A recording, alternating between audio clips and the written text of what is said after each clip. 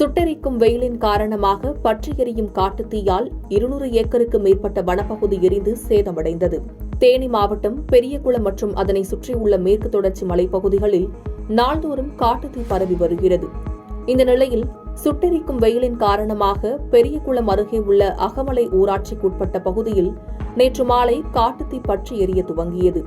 தகவல் அறிந்த வனத்துறையினர் தீயை கட்டுப்படுத்தும் பணியில் ஈடுபட்டிருந்த போதும் உயரமான மலைப்பகுதி என்பதால் காட்டுத்தீயை கட்டுப்படுத்த முடியாத நிலை உள்ளது.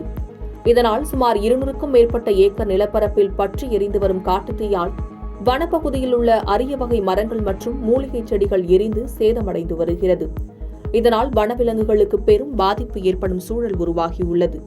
எனவே இக்காட்டுத்தீயை விரைந்து அணைக்க வேண்டும் என்பதே அப்பகுதி வன ஆர்வலர்கள் மற்றும் பொதுமக்களின் கோரிக்கையாக உள்ளது.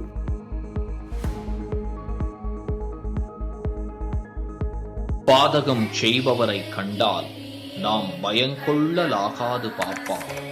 மோதி மிதித்து விடு பாப்பா, அவர் முகத்தில் உமிழ்ந்து விடு பாப்பா.